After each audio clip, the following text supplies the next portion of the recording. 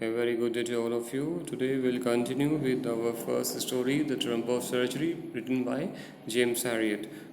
So start करते हैं. The expected call came within a few days.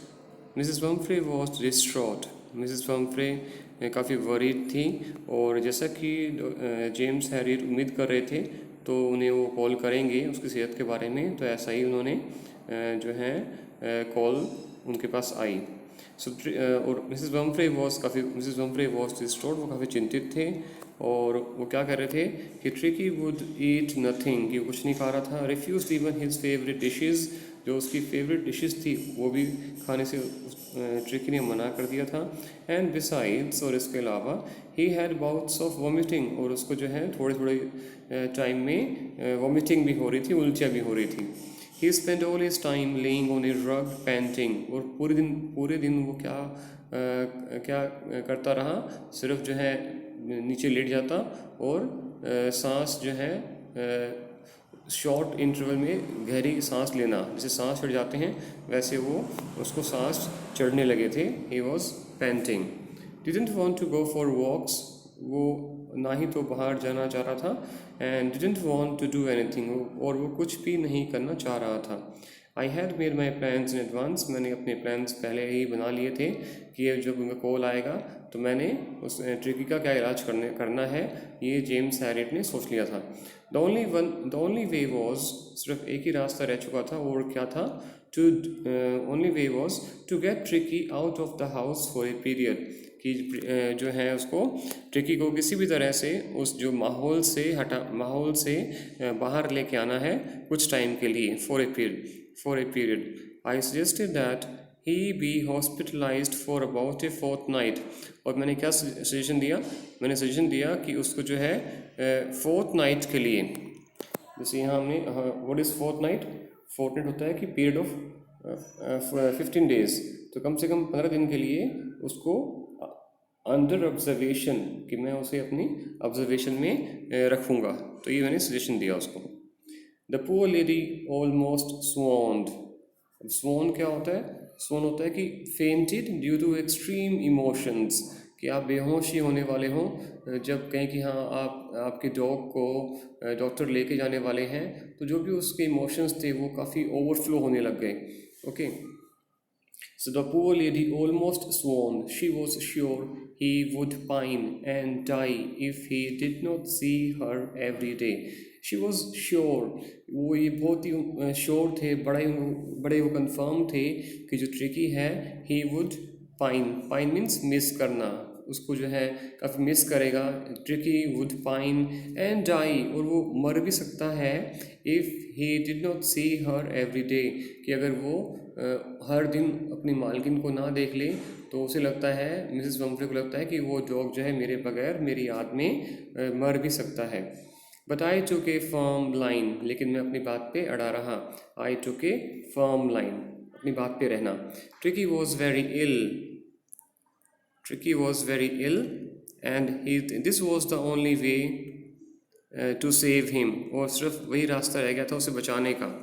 In fact, I thought it best to take him without delay, और मैंने सोचा कि उसको जो है बेस्ट है कि बगैर देरी किए जो है मैं उसको वहाँ से लेके जाऊँ. Then and followed by Mrs. Pumphrey's wailings, wailing क्या होता है? Crying loudly, कि वो अब वो जाने वाला है तो वो बड़ी दुखी हो गई. and she was crying very loudly. I marched out to the car. इस दौरान मैं जो है marched out to the car, मैं कार की तरफ गया. carrying the little dog wrapped in a blanket, और साथ में उस डॉग को एक ब्लैंकेट में रैप करके वहाँ से चल दिया.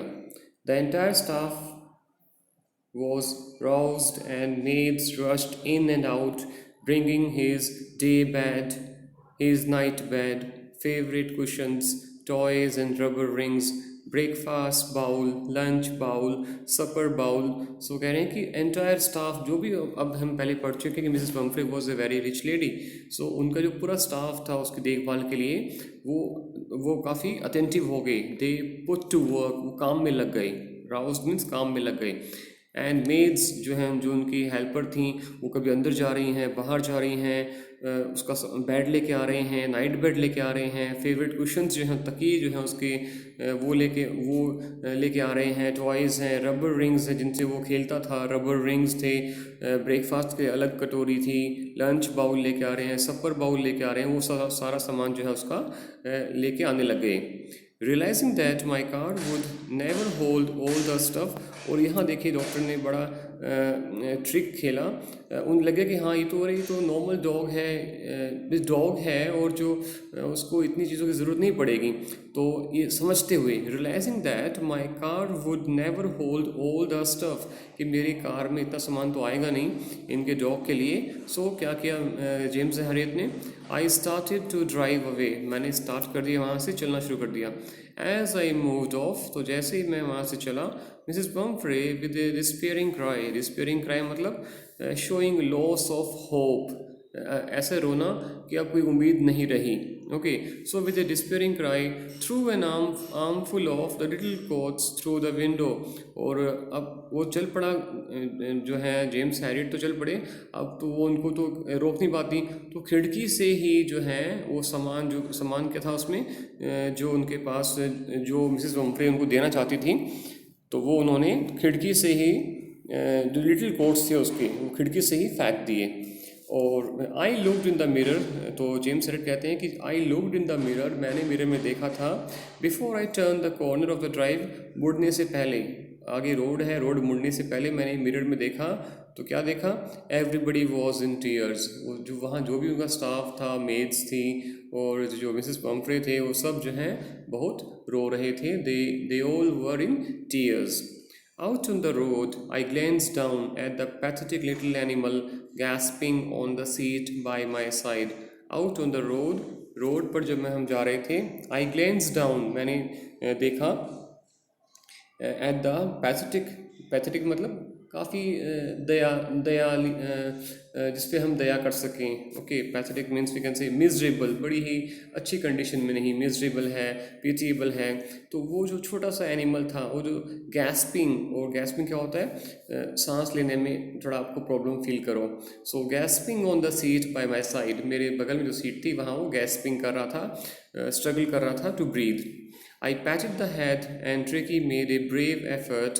I patted, मैंने उसको हाथ से पैट किया, हाथ से सहलाया उसके हेड को। And Tricky made a brave effort to wag his tail, और ट्रिकी ने बड़ी ही हिम्मत दिखाई, क्योंकि बहुत ही वो मोटा था, तो उसने बड़ी ऑथर कह रहे हैं कि उन्हें ऐसा लग रहा था कि उन्हें ट्रिकी ने बड़ी हिम्मत दिखाई कि कम से कम थोड़ा बहुत वो पूंछ तो हिला ले। To wag his tail. Poor old lad. तो I said means James Herriot ने कहा, पुअर ओल्ड लैड, बेचारे की क्या हालत हो गई है। You haven't a kick in you, you haven't a kick, वो कह रहे हैं कि तुम में कोई एनर्जी नहीं है। You haven't a kick in you, तुम्हारी एनर्जी खत्म हो गई है। You don't have energy, you haven't a kick in you, but I think I know A cure for you, लेकिन मैं जानता हूँ कि मेरे पास तुम्हारे लिए इसका इलाज है। अब हम आगे पढ़ेंगे कि उन्होंने किस तरह से इसका इलाज किया। ऑलराइट, अभी तक के लिए इतना ही, और इसे आगे हम कंटिन्यू करेंगे। Thank you, have a nice day.